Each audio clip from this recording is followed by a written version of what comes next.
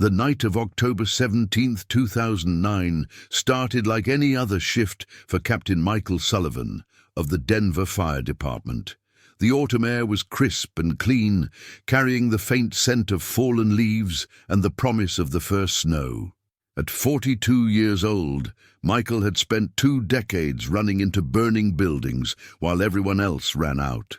He'd seen things that would haunt most people for a lifetime, held hands that would never hold anything again, and learned that the line between life and death was thinner than most people ever wanted to believe. Station 7 was quiet that evening. The crew had just finished dinner, a surprisingly good lasagna that rookie firefighter Danny Martinez had prepared, and they were settling into the comfortable routine of a slow night. Michael sat in his office going over equipment reports and trying to ignore the photograph on his desk. His daughter Emma, 8 years old and already showing her mother's stubborn streak, grinned at him from behind the glass. She'd lost her 2 front teeth the week before and insisted on smiling as wide as possible for every picture. The station had been his second home for 20 years now. He knew every crack in the walls, every squeak in the floors, every quirk of the ancient coffee maker that somehow still produced drinkable coffee despite being older than half the crew. The men and women who served with him were more than colleagues. They were family in every way that mattered. Rodriguez had been with him the longest, 15 years of shared danger and shared triumph. Danny Martinez was the newest addition, still learning the rhythms of the job, but showing promise. There was Johnson, the quiet giant who could carry 2 people at once without breaking a sweat. Williams, whose dark humor kept them sane during the worst calls. Petrova, the first female firefighter at Station 7, who'd had to prove herself twice as hard and had done so without complaint. These were the people Michael trusted with his life, and who trusted him with theirs. That responsibility weighed on him constantly, a burden he never spoke of but always carried. The alarm shattered the silence at exactly 9:47 p.m. Structure fire, residential, 847 Maple Street, reports of occupants trapped. Michael was on his feet before the dispatcher finished speaking. 20 years of muscle memory took over as he slid down the pole, pulled on his gear, and climbed into the engine. Around him, his crew moved with the same practiced efficiency, a choreography of urgency that required no words. The drive took 4 minutes. 4 minutes that felt like 4 hours. The siren wailing into the night, the engine's lights painting the streets in alternating red and white. Michael could see the glow before they turned the corner. That sickly orange light that meant the fire had already taken hold, already begun its hungry consumption of everything in its path. He'd seen that glow hundreds of times before, but it never failed to quicken his pulse. Fire was beautiful in its destruction, mesmerizing in its power. It danced and swayed like a living thing, obeying rules that humans could learn but never fully master. Respect the fire, his first captain had taught him. Fear it just enough to stay sharp, but never so much that you freeze. The radio crackled with updates. Multiple calls coming in, neighbors reporting screams from inside, a child's bedroom on the 2nd floor, back of the house. The information painted a picture in Michael's mind, a tactical map of what they would face when they arrived. "Danny, you're on the ladder," he said, already planning. "Rodriguez, primary attack through the front if it's viable. Johnson, search and rescue, 2nd floor priority. Everyone else, support positions. We've got a kid in there. That's our focus." The crew responded with the efficiency of a well-oiled machine. No wasted words, no unnecessary questions. They knew their jobs. They trusted each other, and they understood that tonight, like so many nights before, lives would depend on how well they performed. The house on Maple Street was fully engulfed on the 1st floor. Flames licked from the windows, like tongues tasting the night air, and thick black smoke poured from every opening, rising into the sky in a column that blotted out the stars. A crowd had already gathered. Neighbors in bathrobes and slippers, their faces lit by the hellish glow, their expressions a mixture of horror and fascination. A woman was screaming. Michael spotted her immediately, being held back by two police officers, her body straining toward the burning building, her voice raw with a desperation that cut through the roar of the flames. "My daughter! My baby is in there! Please, someone, my daughter!" Michael was at her side in seconds. "Ma'am, where is she? What room?" "Second floor, back bedroom. She's 5 years old. Her name is Sophia. Please, please, you have to save her." Michael didn't hesitate. He turned to his crew, barking orders with the calm authority that came from 2 decades of practice. "Danny, you're with me. Rodriguez, get that ladder to the second floor back window. Johnson, hit it with the hose. Try to knock down those flames on the first floor. We've got a child trapped." The front door was already consumed, flames dancing in the doorway like guards protecting a gate to hell. Michael led Danny around the side of the house, where the fire hadn't yet reached the exterior wall. The back door was still intact, still closed, and Michael kicked it in with one powerful blow. The heat hit him like a physical force, even through his protective gear. The kitchen was filled with smoke, visibility reduced to almost nothing. Michael dropped to his knees, where the air was marginally clearer, and began to crawl. Behind him, Danny followed, their movements synchronized, their breathing steady and controlled through their masks. The stairs were still standing, but just barely. Michael could feel them creaking beneath his weight, could see the flames licking at the banister, could hear the house groaning around him like a living thing in pain. He took the steps 2 at a time, knowing that every second counted, knowing that somewhere above him, a 5-year-old girl was running out of time. The hallway at the top of the stairs was an inferno. The ceiling was beginning to sag, weakened by the fire that raged through the structure. Michael pushed forward, shielding his face with his arm, feeling the heat through his gloves, through his coat, through everything that was supposed to protect him. The back bedroom door was closed. Michael felt a surge of hope. A closed door could mean a pocket of survivable air. It could mean a child who knew enough to stay low, to wait for help, to keep the monster at bay for just a few more minutes. He pushed open the door and found her. She was huddled in the corner, a tiny figure in pink pajamas covered with cartoon unicorns. Her dark hair was plastered to her face with sweat and tears, her brown eyes wide with terror. Around her, the room was filling with smoke, seeping in through every crack and crevice, but the fire hadn't reached here yet. Not quite. "Sophia!" Michael called out, his voice muffled by his mask. "I'm here to help you. I'm going to get you out." The little girl didn't move. She was frozen, paralyzed by fear, her small body trembling violently. Michael crossed the room in 3 strides and knelt beside her, pulling off his mask so she could see his face. "Look at me, sweetheart. Look at my eyes. I'm a firefighter. I'm going to carry you out of here, okay? But I need you to hold on tight and close your eyes. Can you do that for me?" For a moment she just stared at him. Then slowly she nodded. Her small arms reached up and wrapped around his neck, and Michael felt her bury her face against his shoulder. He stood, cradling her against his chest, and turned back toward the door. The hallway was worse now. Much worse. The ceiling had begun to collapse, chunks of burning debris falling like meteors. Michael could hear Danny shouting something behind him, could feel the structure shifting beneath his feet. They had minutes, maybe less. He ran. There was no other word for it. He ran through the flames, through the falling debris, through the superheated air that seared his lungs with every breath. He felt something hit his back, felt the impact drive him forward, felt the pain that meant his gear had been compromised somewhere. But he didn't stop. He couldn't stop. The little girl in his arms was depending on him. The stairs were gone.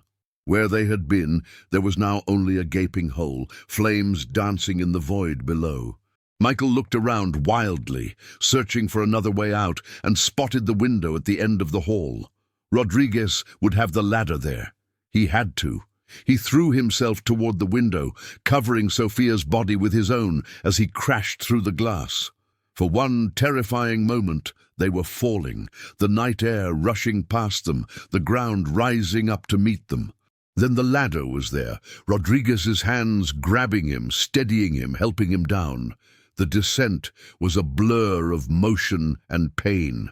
Michael's back screamed where the debris had burned through his gear. His lungs felt like they were filled with broken glass. Every rung of the ladder sent jolts of agony through his cracked ribs. But none of that mattered. Nothing mattered except the small body in his arms, the child who was still breathing, still alive, still holding on to him with a grip that spoke of absolute trust. Rodriguez was shouting something, words that Michael couldn't quite process through the roaring in his ears. Other hands reached for them, guiding them down the final rungs, easing them onto the solid ground. The grass was cool and damp beneath Michael's back, a stark contrast to the heat that still radiated from his burned skin. Above them, the house groaned and shuddered. A section of the roof collapsed inward, sending a shower of sparks into the night sky. If they'd been inside for even 30 seconds longer, they would have been buried in that collapse.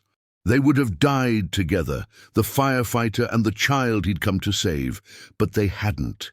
They'd made it. Against all odds, against every logical expectation, they'd made it out alive. They reached the ground, and Michael's legs gave out. He collapsed onto the grass, still holding Sophia, still shielding her with his body. Paramedics swarmed around them, gentle hands prying the little girl from his arms, assessing her, loading her onto a stretcher. "She's breathing," someone said. "Smoke inhalation, but she's breathing. She's going to be okay." Michael lay on the grass, staring up at the sky, watching the smoke rise into the darkness. His back burned where the debris had struck him. His lungs ached from the toxic air he'd inhaled, and every muscle in his body screamed in protest. But none of that mattered. She was going to be okay. Sophia's mother appeared above him, her face streaked with tears, her hands shaking as she reached for him. "Thank you," she whispered. "Thank you. You saved my daughter. You saved my baby." Michael tried to speak, tried to tell her that he was just doing his job, that any of his crew would have done the same thing. But the words wouldn't come. The adrenaline was fading, the pain was rising, and the world was growing dark around the edges. The last thing he saw before losing consciousness was the ambulance carrying Sophia away, its lights flashing against the night sky, carrying her toward safety, toward life, toward a future that he had helped preserve. The doctors told him later that he'd suffered second-degree burns across 15% of his back, smoke inhalation that would take months to fully heal, and 3 cracked ribs from the fall through the window. They told him he was lucky to be alive, that the fall should have killed him, that the burns could have been so much worse. The hospital room became his world for 3 weeks. White walls, beeping monitors, the antiseptic smell that never quite faded no matter how many flowers Sarah brought. Michael had never been a good patient. He hated the enforced stillness, the dependency on others for basic needs, the feeling of being trapped in a body that wouldn't obey his commands. The physical therapy was grueling. His back, even after the burns began to heal, remained stiff and painful. The therapist pushed him relentlessly, and he pushed back, determined to return to duty as quickly as possible. But the body has its own timeline, and no amount of willpower could accelerate the slow process of healing. He had nightmares during those weeks, not about the fire itself, but about what could have happened.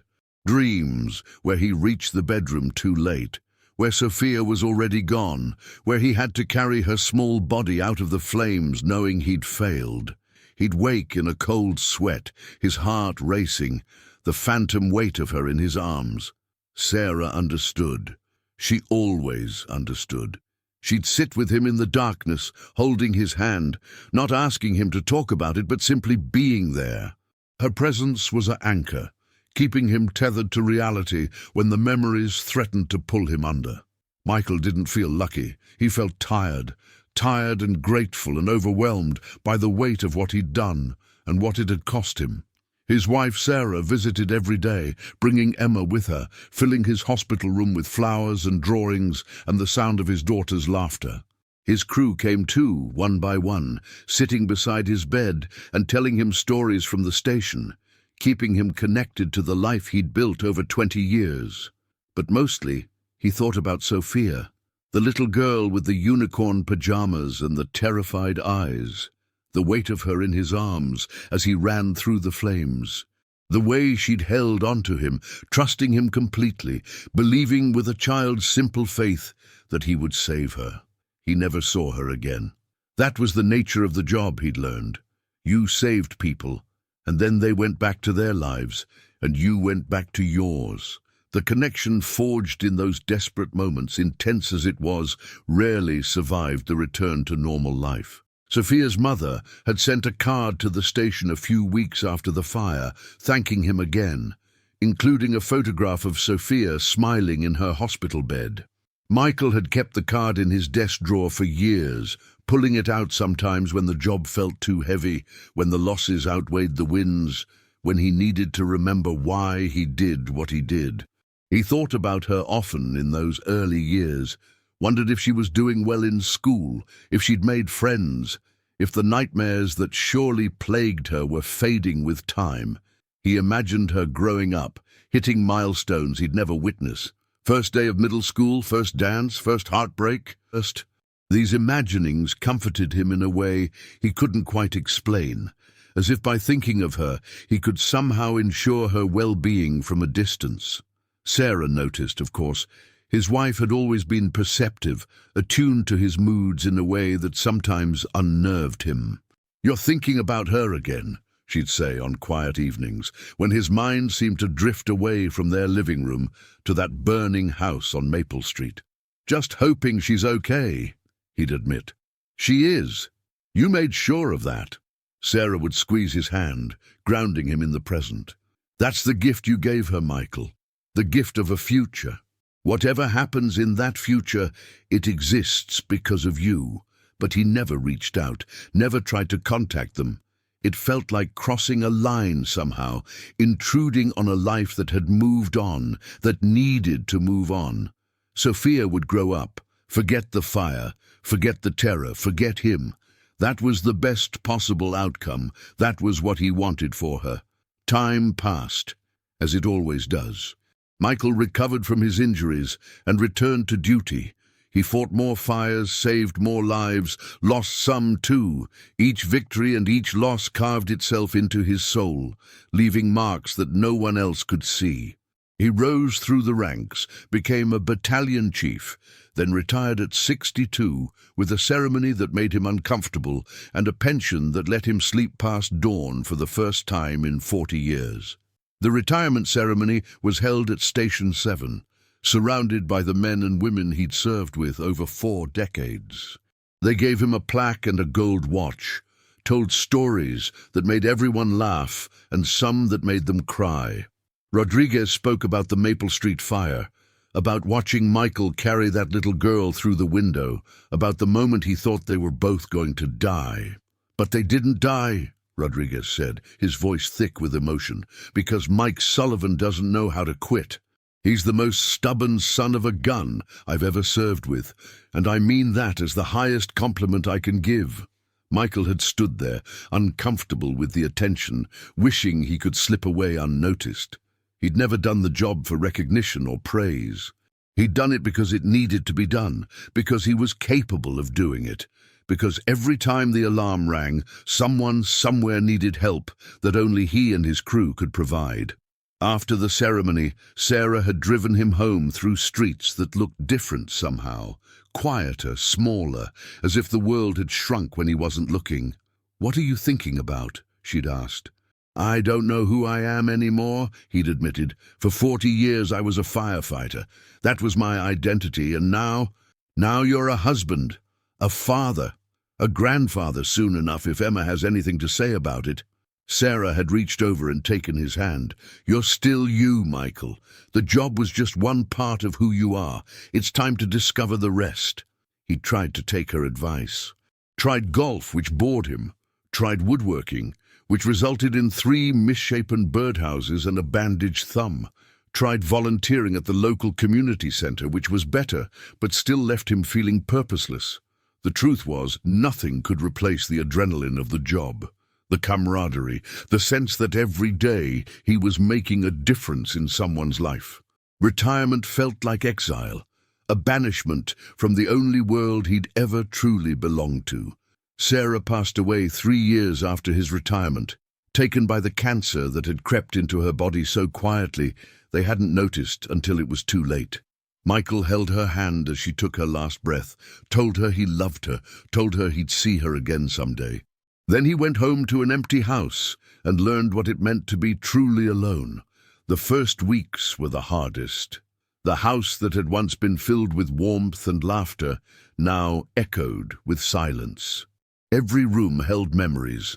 The kitchen where Sarah had taught Emma to bake cookies, the living room where they'd watched countless movies together, the bedroom where they'd shared 40 years of whispered conversations and comfortable silences.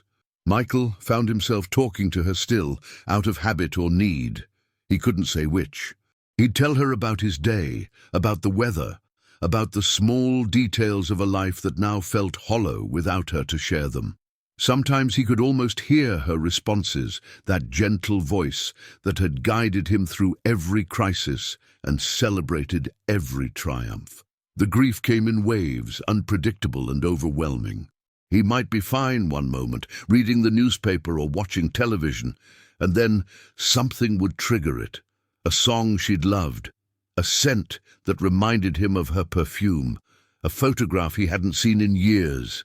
And the wave would crash over him, drowning him in sorrow so profound he wondered if he'd ever surface again. But he did surface, again and again. Because that was what Sarah would have wanted, because his daughter still needed him, even if she was grown. Because somewhere deep inside, he still believed that life had meaning, even when it felt meaningless. Emma was grown now, living in Seattle with her husband and 2 children. She called every week, visited when she could, worried about him in that way children worry about aging parents. Michael told her he was fine. He told everyone he was fine. But in the quiet hours of the night, when the house creaked around him and the memories pressed in from all sides, he wondered if he'd ever be fine again. He was 64 years old when the doorbell rang on a Thursday afternoon in early October. Michael wasn't expecting anyone.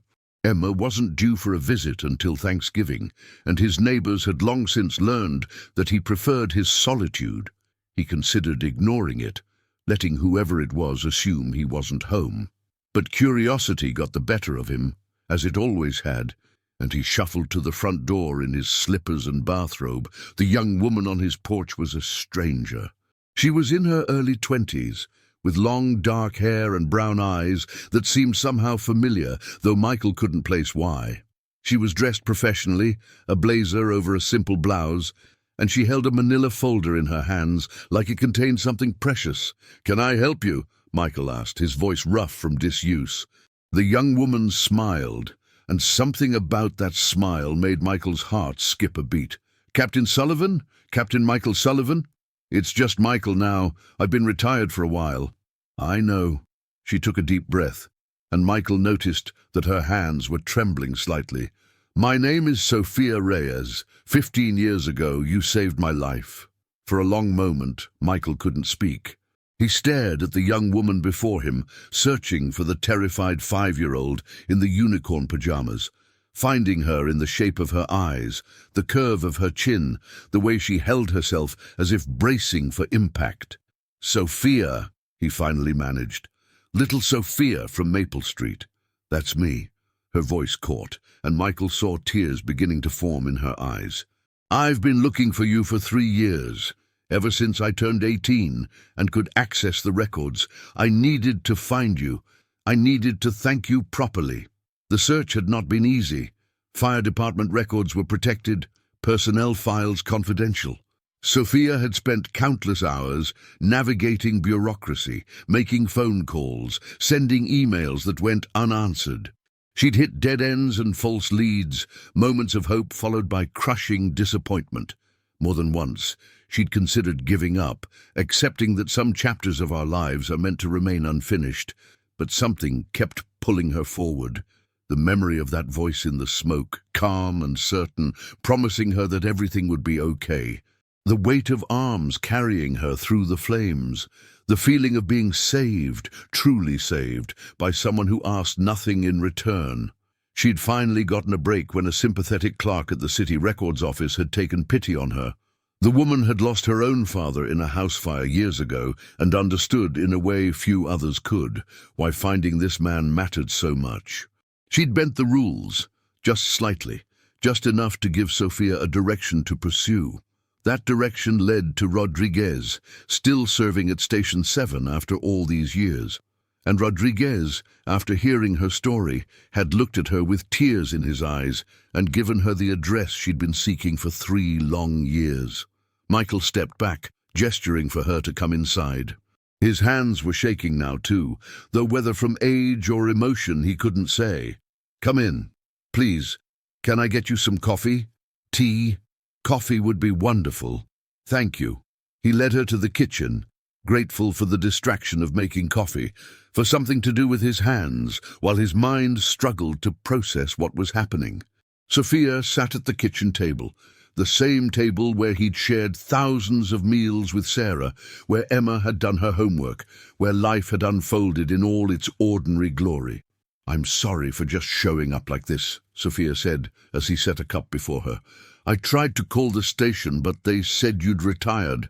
They wouldn't give me your address, but one of the older firefighters, a man named Rodriguez, he remembered me. He remembered that night. He told me where to find you." "Rodriguez," Michael repeated, smiling despite himself. "He's a captain now, you know. Running Station 7, he was there that night. He caught us when we came out the window." "I know. I talked to him for almost an hour. He told me everything. How you went in when the building was about to collapse. How you carried me through the flames. How you almost died getting me out." Sophia's voice broke. "I didn't know any of that. My mother never told me the details. She just said a brave firefighter saved me, and I should always be grateful." Michael shook his head. "She was right not to tell you. You were just a kid. You didn't need those images in your head. Maybe, but I needed to know. I needed to understand what you did for me, what you sacrificed." She reached across the table and took his hand, her grip surprisingly strong. "Captain Sullivan, Michael. You gave me my life. Everything I am, everything I've done, everything I will ever do, it's because of you. Because you ran into a burning building and refused to let me die." Michael felt the tears coming then, tears he hadn't shed in years, tears he'd thought he'd forgotten how to cry. "I was just doing my job, Sophia. Any firefighter would have done the same thing." "Maybe, but you were the one who did it. You were the one who found me in that corner, who talked to me, who made me feel safe enough to hold on. I remember your voice, you know. Even now I remember it. When I have nightmares about the fire, and I still do sometimes, it's your voice that wakes me up, that tells me I'm going to be okay." They talked for hours. Sophia told him about her life, about the years of therapy that had helped her process the trauma, about her mother's struggle to rebuild after losing everything in the fire. She told him about school, about the scholarship she'd earned to study nursing, about her dream of helping others the way she'd been helped.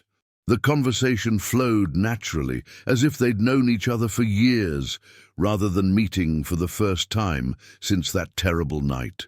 Sophia asked questions about his career, his family, his life. Michael found himself sharing stories he rarely told, memories he'd kept locked away, experiences he'd almost forgotten. She wanted to know about the other rescues, the other lives he'd saved. He told her about the apartment fire in 1995, where he'd carried out 3 children, one under each arm and one on his back. About the car accident in 2003, where he'd held a woman's hand while they cut her free from the wreckage, talking to her constantly to keep her conscious, about the countless smaller moments that didn't make the news, but mattered just as much to the people involved. "Did you ever think about quitting?" Sophia asked, "after a particularly bad call?" Michael considered the question carefully. "There were times," he admitted, "times when the losses piled up and the wins seemed too few. Times when I wondered if I was making any real difference or just delaying the inevitable for people who would die anyway. What kept you going? The people I served with. My family. And he paused, searching for the right words. The knowledge that if I quit, someone else would have to take my place. Someone who might not be as experienced, might not make the right call at the right moment. I couldn't live with that, so I kept showing up. Sophia nodded slowly, absorbing his words. That's exactly how I feel about nursing. Some days are so hard, so heartbreaking that I want to walk away and never look back. But then I think about the patients who need me, the families who are counting on me, and I can't quit. I won't quit. You're going to be an incredible nurse, Michael told her. You already are. I graduate next spring, she said proudly. Top of my class, and I know exactly why I chose this path. Because someone showed me what it means to put yourself on the line for a stranger, what it means to be truly brave. Michael listened, drinking in every word, feeling something shift inside him that he hadn't even known was broken. For 15 years, he'd carried the weight of that night, the memory of the little girl in the unicorn pajamas, the fear that maybe he hadn't done enough, that maybe she'd been scarred by the experience in ways that would never heal. And now, here she was, bright and whole and full of life, telling him that he'd made a difference, that his sacrifice had meant something. I brought something for you, Sophia said, reaching for the manila folder she'd set aside. I wasn't sure if I should, but Rodriguez said you'd want to see it. She opened the folder and pulled out a stack of papers, photographs, newspaper clippings. Michael recognized some of them immediately. The article about the fire, the photograph of him being loaded into the ambulance, the official commendation from the department. But there were others he'd never seen. Photographs of Sophia as a child, growing up, graduating from high school, a copy of her college acceptance letter, a picture of her in her nursing scrubs, smiling that same smile that had stopped his heart on the front porch. My mum kept a scrapbook, Sophia explained. She added to it every year. She said it was her way of showing what you'd saved, what your bravery had made possible. At the bottom of the stack was a letter, handwritten on lined paper, the penmanship careful and deliberate. I wrote that when I was 10, Sophia said softly. I wanted to send it to you, but I didn't know where, so I kept it all these years. Michael picked up the letter, his hands trembling. The words were simple, written in a child's vocabulary, but they carried a weight that no sophisticated language could match.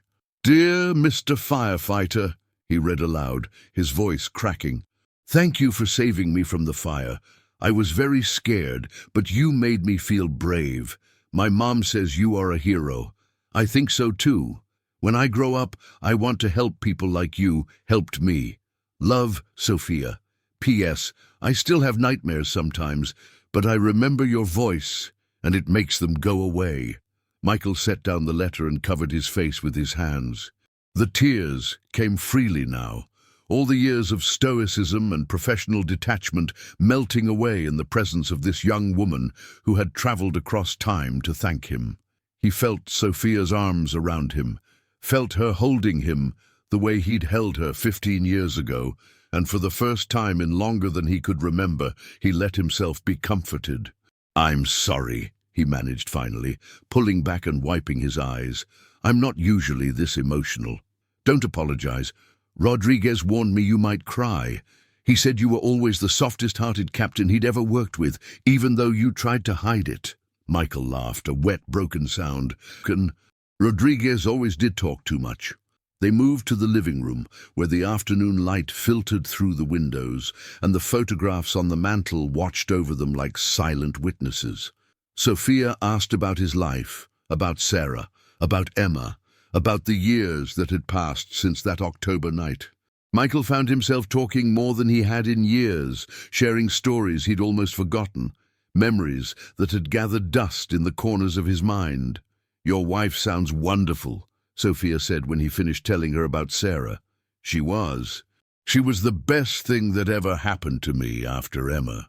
He paused, looking at the photograph of Sarah that still sat in its place of honor on the mantel. She would have loved to meet you. She always asked about you, you know. Wondered how you were doing, if you were happy. When she got sick, she made me promise to find you someday, to see for myself that you were okay." Sophia's eyes filled with tears. "I wish I could have met her too." "She's here," Michael said quietly. "In this house, in these walls, in every corner. Some days I can still hear her voice, still smell her perfume. People tell me I should move on, find a new place without all the memories. But I can't leave her. Not yet." Sophia nodded, understanding in a way that surprised him. "After the fire, we lost everything. All my toys, all my books, all the photographs of my father. He died when I was 3, you know. I don't really remember him, just what the pictures showed me, and then the pictures were gone too. I'm sorry, I didn't know." "How could you? You were a little busy saving my life." She smiled, but there was sadness in it. "The point is, I understand what it means to hold on to things, to need the physical reminders of the people we've loved and lost. Your wife is still here because you keep her here. That's not weakness, Michael. That's love." They sat in comfortable silence for a while, watching the afternoon fade into evening, the light shifting and softening around them. It felt right somehow, natural, as if the universe had been waiting 15 years for this moment, for these two people to find each other again and complete a circle that had been left unfinished. "I should probably go," Sophia said eventually, though she made no move to stand. "I've taken up so much of your time." "You've given me more than you know," Michael replied. "I was starting to think my best years were behind me, that all I had left was waiting. You've reminded me that the things we do, the lives we touch, they keep rippling outward long after we've forgotten them. That's a gift, Sophia, a gift I didn't know I needed." She stood then, and he walked her to the door. On the porch, she turned back to face him, and for a moment he saw her again as she'd been that night, small and frightened and utterly dependent on his strength to survive. "This isn't goodbye," she said firmly. "I didn't spend 3 years searching for you just to say thank you and disappear. I want you in my life, Michael. You're part of my story, the most important part, and I'd like to be part of yours too if you'll let me." Michael felt his heart expand in his chest, making room for something he'd thought he'd lost forever. "I'd like that very much." She hugged him then, a real hug, the kind he hadn't received since Sarah passed. He held on longer than he probably should have, this young woman who had been a child in his arms 15 years ago, who had grown into someone remarkable and beautiful and full of purpose. "I'll call you tomorrow," she promised as she walked to her car. "And next week maybe I can come back. I have so many more questions, so many things I want to know about you." "I'll be here," Michael said. "I'm not going anywhere." He watched her drive away, her taillights disappearing around the corner, and stood on the porch long after she was gone. The night was cool, the stars beginning to emerge overhead, and for the first time in years, Michael didn't feel alone. He felt connected to something larger than himself, something that stretched backward and forward through time, linking his past to his present to whatever future remained. He went inside and picked up the photograph of Sarah from the mantel. "She found me," he whispered to her smiling face. "The little girl from Maple Street. She found me, and she's okay. She's more than okay. She's wonderful." He could almost hear Sarah's response, that gentle voice that had comforted him for nearly 40 years. "Of course she is. She had you to save her." That night, for the first time since Sarah's death, Michael slept without nightmares. True to her word, Sophia called the next day, and the day after that. Within a month, she was visiting every weekend, filling his quiet house with life and laughter and a purpose he'd thought he'd lost forever. She brought her mother one Sunday, Maria Reyes, the woman who had screamed his name on that terrible night, who had watched helplessly as her world burned around her. Their visits became the highlight of Michael's week. He found himself counting the days until Sophia would arrive, planning activities they could do together, cooking meals he hoped she would enjoy. The house that had felt so empty since Sarah's death began to feel like a home again. Sophia had a way of drawing him out of his shell. She asked questions about his past that no one had asked in years. She wanted to see photo albums, hear stories about Sarah and Emma, understand the life he'd lived before she entered it.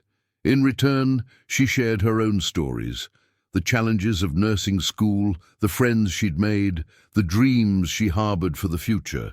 They developed rituals, Sunday dinners at his house, with Michael attempting recipes from Sarah's old cookbooks. Wednesday phone calls to check in and share updates, monthly visits to Forest Hill Cemetery, where they'd lay flowers on Sarah's grave and Michael would introduce his wife to the young woman who had become so important to him. "She would have loved you," he told Sophia one afternoon, standing before Sarah's headstone. "She always said I needed someone to keep me in line. I think she'd be happy knowing you're here." "I wish I could have met her," Sophia replied. "From everything you've told me, she sounds amazing." She was. She was the best thing that ever happened to me." Michael paused, his throat tightening. "Until you showed up on my doorstep, that is." Sophia took his hand, and they stood together in comfortable silence, the autumn wind stirring the leaves around them. She brought her mother one Sunday, Maria Reyes, the woman who had screamed his name on that terrible night, who had watched helplessly as her world burned around her. Maria was older now, her dark hair streaked with grey, her face lined by years of struggle and perseverance. But her eyes were the same, that same desperate love that had been willing to throw herself into the flames for her daughter. The years between the fire and now had not been easy for Maria. She'd lost everything that night, her home, her possessions, every photograph of her late husband, every memento of the life they'd built together. Insurance had covered some of it, but money couldn't replace what truly mattered.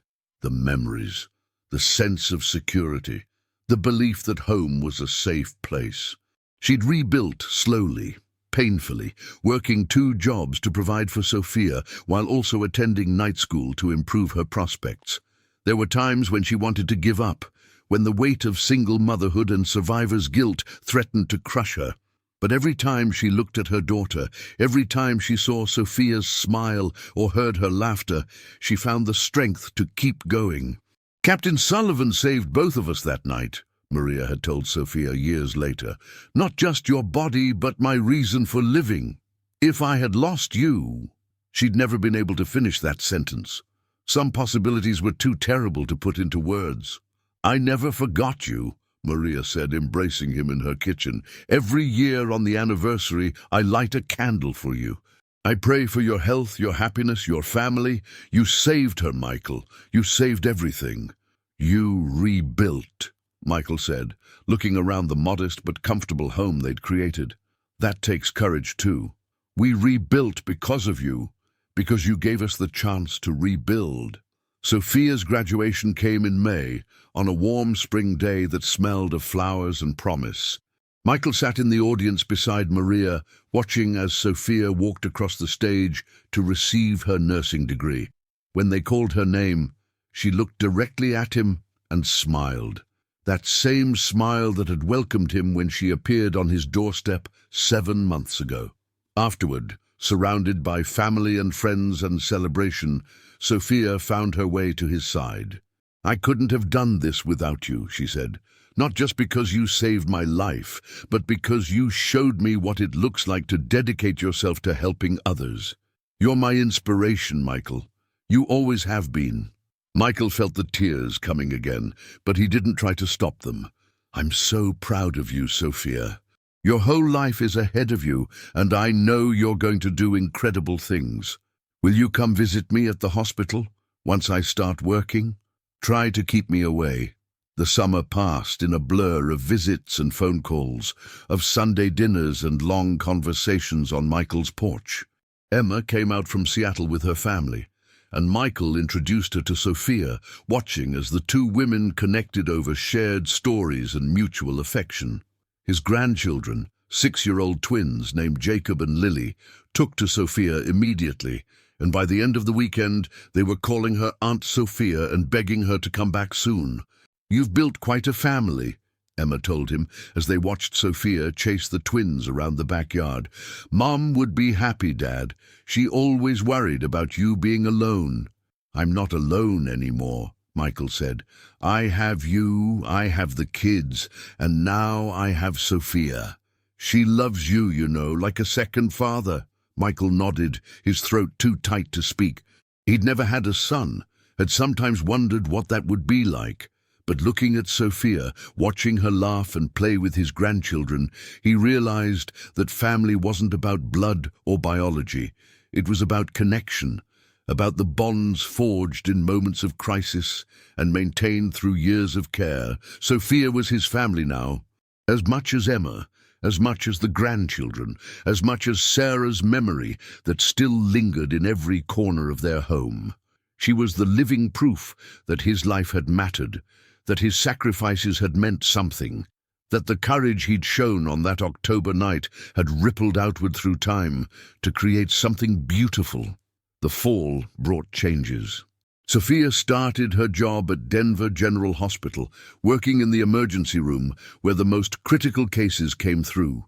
She called Michael after her first shift, exhausted but exhilarated, telling him about the lives she'd touched, the differences she'd made. "There was a little boy today," she said, her voice thick with emotion. "About 7 years old. Car accident. His parents didn't make it, but we saved him. I held his hand while we waited for his grandparents to arrive. I told him he was brave. I told him everything was going to be okay. Just like I told you," Michael said softly. "Just like you told me." And Michael, in that moment, I understood. I finally understood what you must have felt that night, the weight of a life in your hands. The fear that you might not be enough, and the incredible, overwhelming relief when you realize that you are enough, that you made a difference.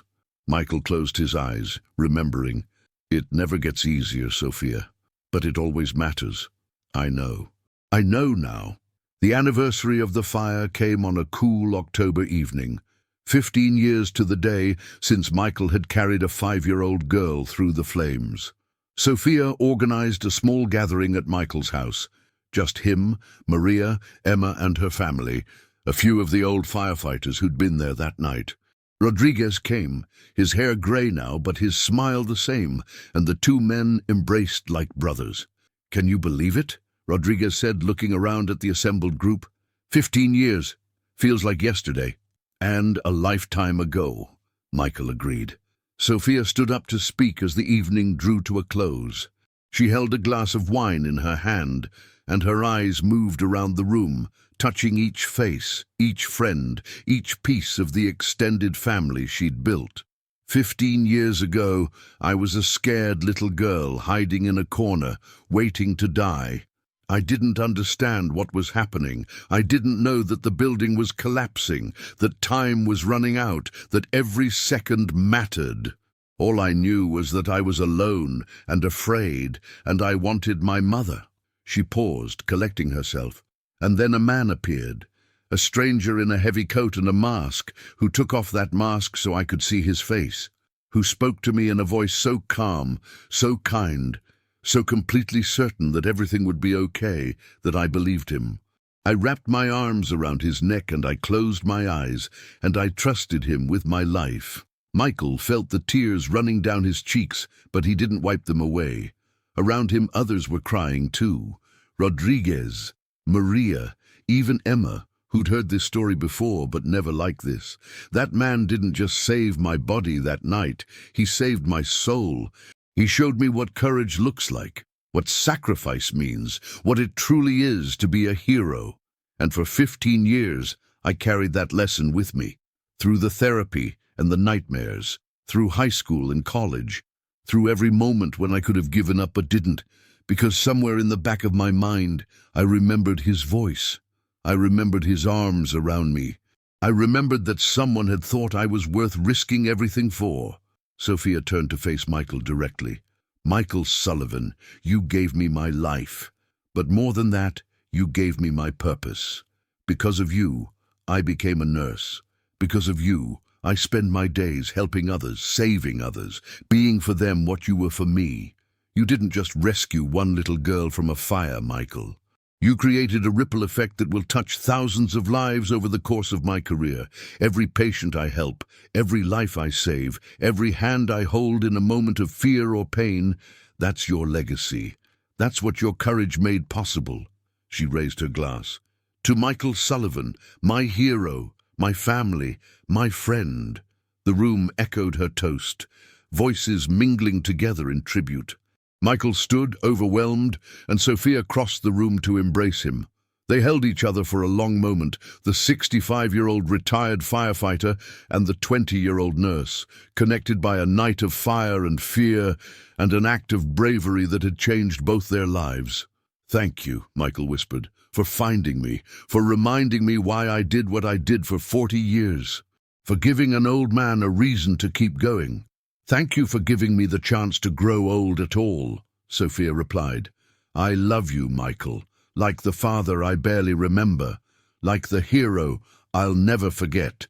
The party wound down, guests departing one by one, until only Michael and Sophia remained. They sat on the porch, watching the stars emerge, wrapped in blankets against the October chill. "Same sky," Michael observed. "Same stars, different everything else. Is that a bad thing?" "No, I think it might be the best thing." Sophia leaned her head against his shoulder, and Michael felt a peace settle over him that he hadn't known since Sarah died, maybe even before that. A sense that his life had come full circle, that the story he'd been living for 65 years had finally found its proper ending. Except it wasn't an ending. That was what Sophia had taught him. Every story continued in the stories it inspired. Every act of courage created more courage. Every life saved went on to touch other lives in ways the original hero could never predict or imagine. He was a chapter in Sophia's story. She was a chapter in his. And together they were part of something larger, a narrative of human connection and compassion that stretched back through history and forward into a future neither of them would live to see. "Same time next year?" Sophia asked. Michael smiled. "Same time every year, for as long as I'm around. You better stick around for a while, old man. I'm planning to introduce you to my future husband someday, and my kids when I have them. They need to know their great-grandfather. I'm not their great-grandfather." "Close enough. The best things in life aren't about blood anyway. They're about love. And I love you, Michael Sullivan. More than I could ever say." Michael put his arm around her, holding her close, feeling her warmth against the chill of the night. Somewhere in the distance, a siren wailed, and he knew that somewhere in Denver, firefighters were pulling on their gear, climbing into engines, racing toward danger to save lives they'd never see again. But sometimes they would. Sometimes the universe would bring them back together, years later, to show them that their sacrifices had mattered, that their courage had changed the world, one life at a time. Michael closed his eyes and listened to the siren fade into the distance. He thought about all the fires he'd fought, all the lives he'd saved, all the ones he'd lost.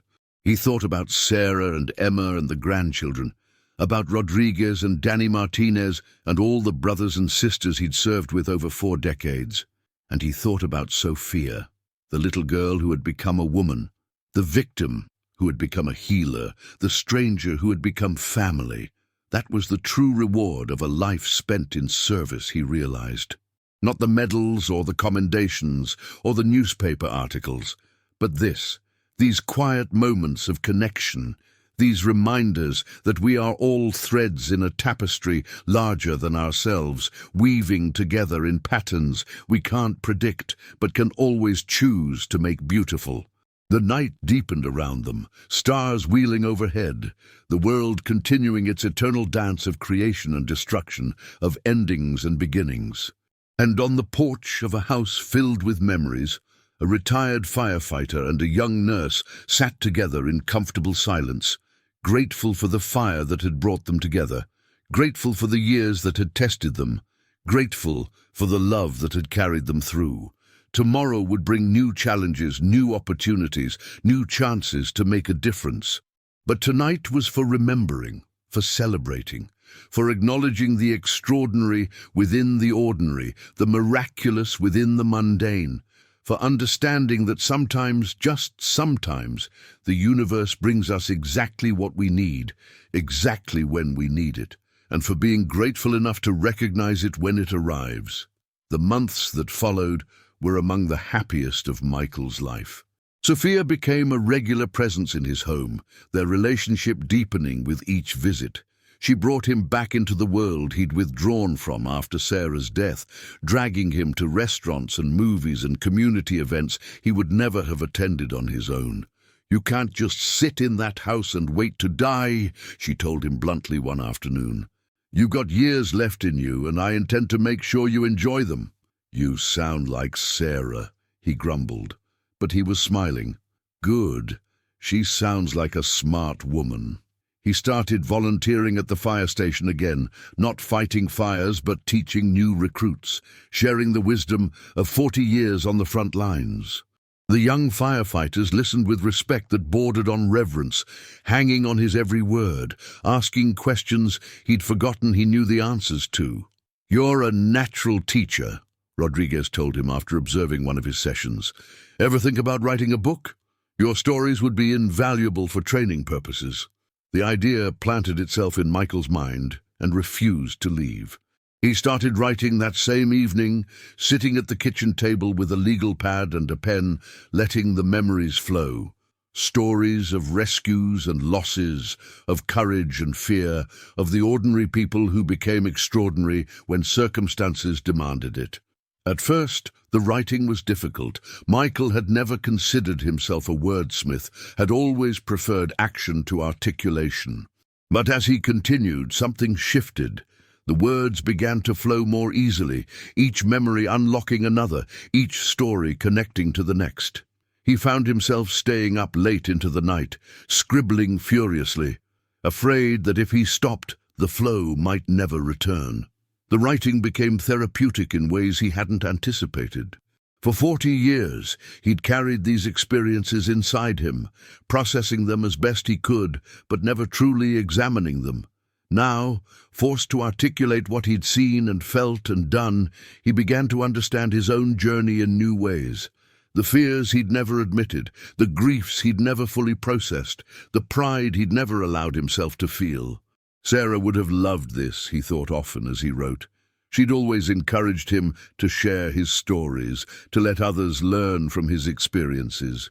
"You've seen things most people can't imagine," she'd told him once. "That perspective is valuable, Michael. Don't let it die with you."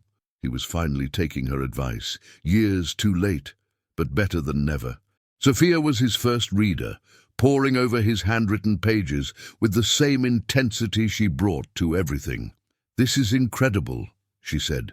"You have to publish this. I'm just an old firefighter. Who would want to read about my life? Everyone. Everyone should read about your life. About what you've done, what you've seen, what you've learned." She set down the pages and looked at him with fierce determination. "Michael, these stories could save lives, not just by teaching techniques, but by showing young firefighters what the job really means. The weight of it, the reward of it, you owe it to them to share this." So he kept writing, every day, for hours at a time, filling legal pad after legal pad with decades of experience.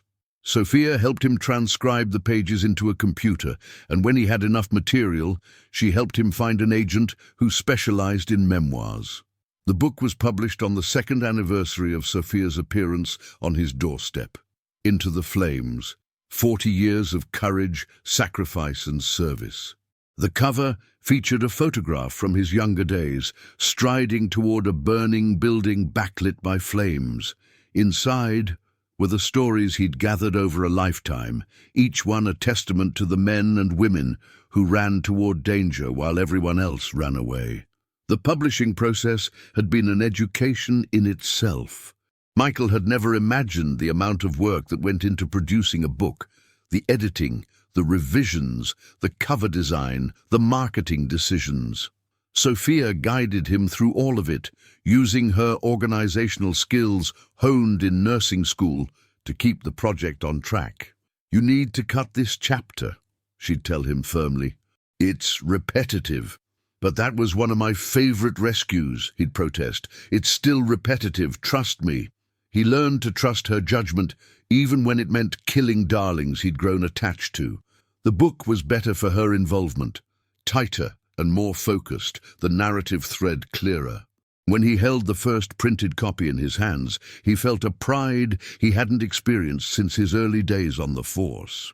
"We did it," he told Sophia, his voice thick with emotion. "You did it," she corrected. "I just helped with the punctuation." Sophia organized the launch party, held at Station 7 with the blessing of the current chief.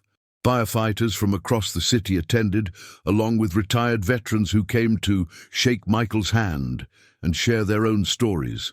Emma flew in from Seattle with her family, and the twins made a game of collecting autographs from every firefighter in attendance. But the moment that Michael would remember most came near the end of the evening, when a young woman approached him with tears streaming down her face. "Captain Sullivan, Mr. Sullivan, I'm sorry, I don't know what to call you." "Michael is fine. What can I do for you?" "My father was David Chen. He served with you in the 90s. He died in the warehouse fire of 1998. Michael's heart clenched. He remembered David, remembered the fire, remembered holding the young man's hand as he took his last breath, trapped beneath debris they couldn't move in time. "I remember your father. He was one of the bravest men I ever served with." The young woman nodded, wiping her eyes. "He used to talk about you all the time. How you taught him everything he knew.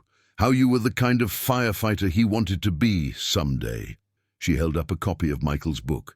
"I just finished reading this. The chapter about the warehouse fire. About my father." Michael had written about David with care and reverence, honoring his sacrifice while acknowledging the pain of the loss. He'd wondered if he should include it, if it would be too painful for the family. "I hope I did him justice," Michael said quietly. "You did more than that. You made him real again. All my life my father has been this distant hero, this perfect figure I could never really know. But in your words, I could hear his voice, I could see his smile. I could understand why he did what he did, why he loved the job so much that he was willing to die for it." She reached out and took his hand. "Thank you, Michael. Thank you for giving me my father back." Michael held her hand, unable to speak. Around them, the party continued, firefighters laughing and reminiscing, but for this moment it was just the two of them, connected by loss and memory and the healing power of stories. "He would be proud of you," Michael finally managed. "Your father. He talked about you all the time, how smart you were, how beautiful, how he couldn't wait to see you grow up.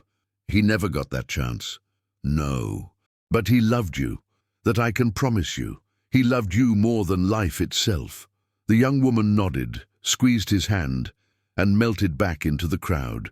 Michael stood alone for a moment, processing the encounter, feeling the weight of all the lives he'd touched and been touched by over the decades. Sophia appeared at his side, slipping her hand into his. "You okay?" "Better than okay.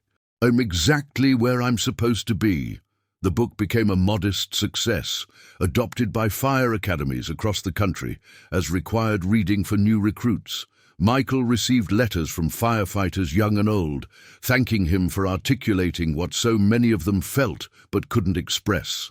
Each letter was a treasure, another confirmation that his life had mattered, that his experiences had value beyond his own memory. But the greatest reward wasn't the book or the recognition. It was the daily presence of Sophia in his life, the knowledge that the little girl he'd saved had become a woman who was saving others. She called him after every difficult shift, sharing her triumphs and her heartbreaks, asking for advice he wasn't always sure he was qualified to give. "A patient died tonight," she told him one evening, her voice thick with tears. "An elderly man. Heart attack. We did everything right, but it wasn't enough. His wife was there, holding his hand. I had to tell her he was gone." How did she react? "She thanked me. Can you believe it? Her husband of 50 years just died, and she thanked me for being there, for making his last moments as comfortable as possible. Sophia's voice cracked. How do you do that, Michael? How do you accept gratitude when you feel like a failure? You accept it because she meant it. Because even in failure, you showed up, you tried, you cared. That matters more than you know. Does the feeling ever go away? The guilt of not being able to save everyone? Michael thought about David Chen, about all the others he'd lost over the years. No, it never goes away completely, but it gets easier to carry. You learn to honor the losses without being consumed by them, to let the grief teach you instead of destroy you. I don't know if I'm strong enough for that. You are. I know you are, because I've seen your strength, Sophia. I carried it in my arms 15 years ago, and I've watched it grow every day since. You're going to be an incredible nurse, you already are. They talked for another hour, about life and death and everything in between. When Sophia finally hung up, she felt lighter, as she always did after their conversations.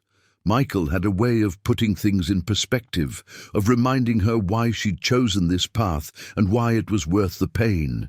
For his part, Michael sat in the quiet of his house and marveled at the unexpected gift his twilight years had become. He'd thought his story was ending when Sarah died, that all that remained was waiting for his own final chapter.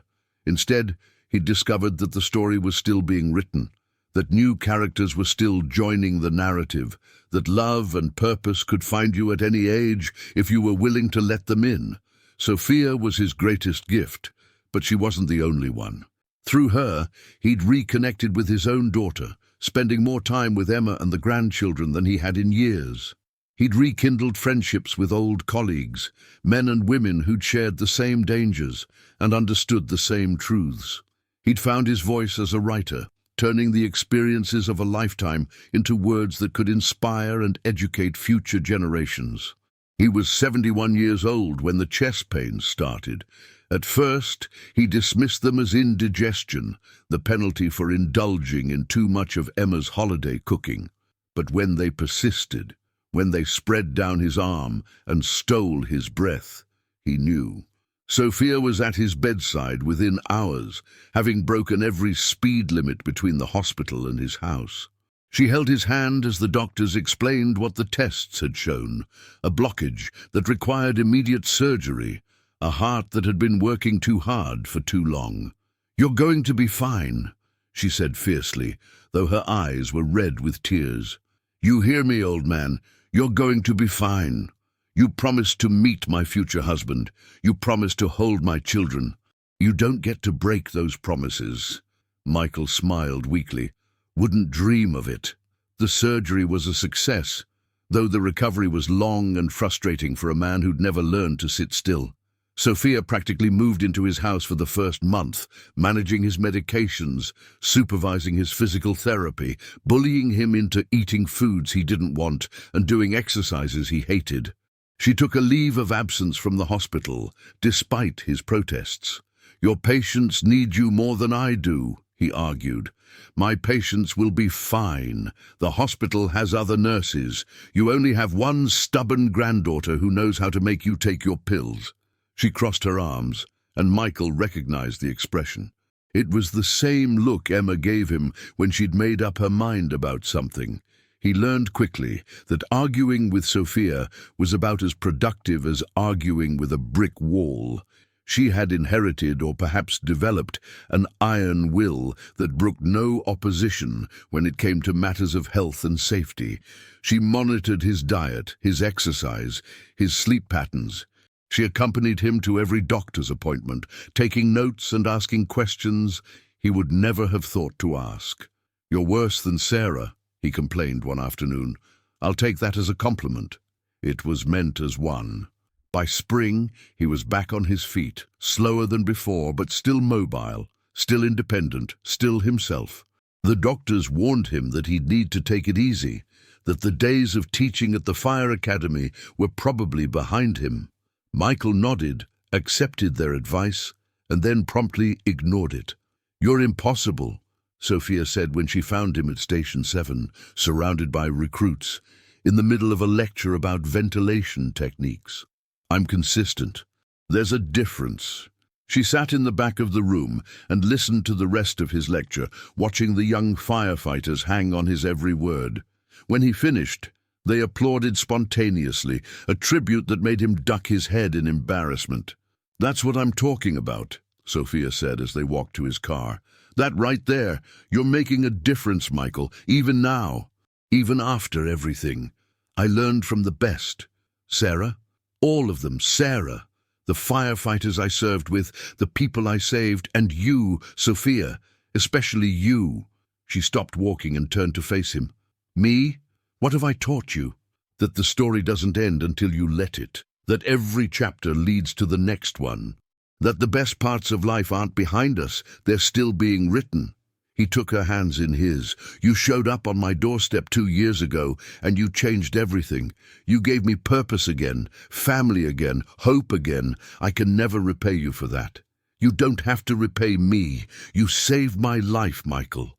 Everything I do, everything I am, it all flows from that moment in the burning building. We're even. We're more than even.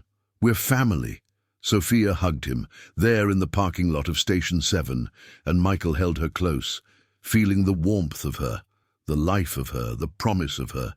She was his legacy now, not the medals or the commendations or even the book, but this young woman who had taken his act of courage and multiplied it 1,000-fold, who was spending her life saving others because he had saved her.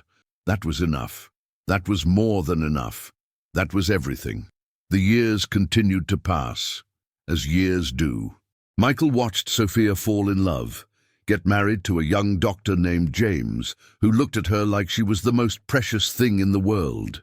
He watched her career flourish, watched her become a mentor to new nurses, just as he'd been a mentor to new firefighters. He watched her belly grow round with the promise of new life, and he was there in the waiting room when she gave birth to a daughter she named Sarah, after the woman Michael had loved for 40 years. "It's perfect," he said, holding the baby in his arms, tears streaming down his weathered cheeks. "She's perfect. She has your eyes," Sophia said, exhausted but radiant. "The same color, the same strength." Michael looked down at the tiny face, at the eyes that were indeed the same warm brown as his own, and felt his heart expand with a love he'd thought was reserved only for blood relatives. But Sophia had taught him that family was bigger than blood, that it was forged in fire and tempered by time, shaped by love and sealed by sacrifice. Baby Sarah became little Sarah, then young Sarah, then Sarah, who was starting kindergarten and asking endless questions about everything. She called Michael Grandpa Mike and demanded stories about fires and rescues and the olden days when he was young and strong and ran into burning buildings to save people. "Tell me again about Mommy," she said one evening, curled up in his lap. "Tell me about the fire." Michael looked at Sophia, who nodded permission. They'd agreed that Sarah should know the story, should understand the bond that connected their family across generations. "Once upon a time," Michael began, "there was a little girl named Sophia who lived in a house on Maple Street. She was 5 years old, and she had pink pajamas with unicorns on them, and she was very, very brave." Sarah listened, enraptured as Michael told the story. The fire, the fear, the rescue, the years apart and the reunion, the love that had grown from a single act of courage on a cold October night. "And that's how your mommy became my family," Michael concluded. "Not through blood, but through love, because love is stronger than fire, stronger than fear, stronger than anything. Even stronger than dinosaurs, much stronger than dinosaurs." Sarah nodded solemnly, accepting this as scientific fact. Then she snuggled deeper into his lap and fell asleep, her small body warm and trusting against his chest. Sophia appeared in the doorway, watching them with tears in her eyes. She loves those stories. She's a lot like you were, at that age, same curiosity, same courage. I hope she never needs it the way I did. She will, though. Everyone does eventually. But she'll be ready, Sophia, because she has you to teach her, and me, for whatever time I have left, and the whole army of people who love her. Sophia crossed the room and knelt beside his chair, taking his hand.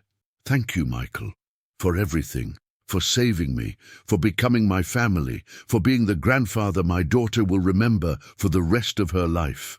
Thank you for finding me, for reminding me that the story wasn't over, for giving an old man more happiness than he ever deserved." They sat together in the fading light, grandfather and granddaughter asleep in his arms, the woman she'd become kneeling at his side. 3 generations connected by love and loss and the courage to keep going no matter what. Outside, the sun set over Denver, painting the sky in shades of orange and gold. Somewhere in the city, a fire engine's siren wailed, and Michael knew that somewhere firefighters were pulling on their gear, climbing into their trucks, racing toward danger to save lives they might never see again. But sometimes they would.